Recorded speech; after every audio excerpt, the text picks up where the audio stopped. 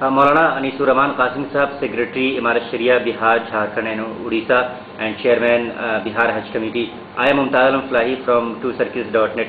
مولانا 6 مہینے کے بعد بہار میں اسمبلی کے انتخابات ہونے والے ہیں.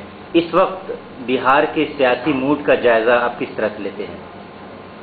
دیکھیے، صحیح بات تو یہ ہے کہ ابھی صورتحال واضح نہیں ہے، اور جو بھی سیکولر پارٹیاں ہیں وہ سب اپنے اپنے حق کے لیے اور اپنے تعداد کو بڑھانے کے لیے انہوں نے کوشش شروع کر دی ہے.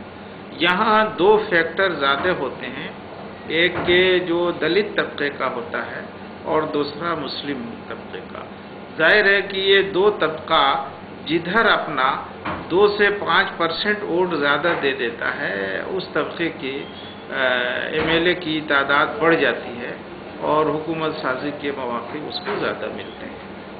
تو اب یہ کہنا ابھی مشکل ہے کہ یہ 3-4 جو پارٹیاں ہیں ان میں کس کو سبقت ملے گی اور کون ناکام ہوگا، بلکہ یہ ہم سمجھتے ہیں کہ 2-3 مہینوں کے بعد شاید صورتحال کچھ اور واضح ہے. لیکن کہا جاتا ہے کہ انفرادی طور پر نتیش کمار ایک اچھے آدمی مانے جاتے ہیں، بہت زیادہ کرپشن کے الزامات ان پہ نہیں لگے بلکہ نہیں لگے ہیں، لیکن اس کے باوجود چونکہ ان کا الائنس ایک کمیونل پارٹی سے ہے، بھارتیہ جنتا پارٹی سے، اس لیے مسلمان کھل کر ان کی حمایت میں لاسٹ الیکشن میں بھی نہیں آئے تھے. کیا اس بار وہ آئیں گے؟ نہیں، ابھی تک جو صورتحال پہلے تھی اس میں تھوڑے سے کا فرق ہو سکتا ہے، اس لیے کہ جو ترقیاتی کام ہوئے ہیں ان میں بھید بھاؤ نہیں ہوا ہے اور مسلم علاقوں میں بھی کام ہوئے ہیں، تو ان کا رجحان تو ہے، لیکن جو الائنس ہے اس کی وجہ سے ان کا قدم آگے بڑھنے سے رکتا ہے. اگر JDU اکیلے الیکشن لڑتی ہے تو لگتا ہے کہ یہ خود میجورٹی میں آ جائے گی؟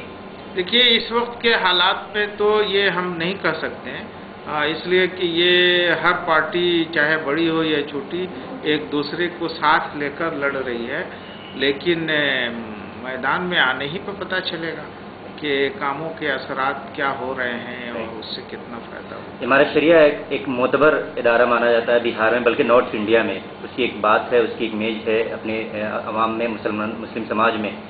آپ کیا مشورہ دیں گے؟ مسلمانوں کا لاء عمل کیا ہونا چاہیے ووٹ کے حساب سے؟ ہم تو یہ کہیں گے کہ ان کو اپنے سیاسی شعور کو بڑھانا چاہیے اور اپنے حق کے لیے جو بھی سیکولر پارٹیاں ہیں ان سے 2 ٹوک بات کرنی چاہیے، اور جب تک یہ 2 ٹوک بات کرنے کی عادت نہیں ڈالیں گے ان کی کامیابی ادھوری ہوگی اور جیسے ماضی میں ہوتی رہی ہے اس سے زیادہ بہتر نہیں آئے گی. مسلم کمیونٹی کو کون سا ایجنڈا رکھنا چاہیے؟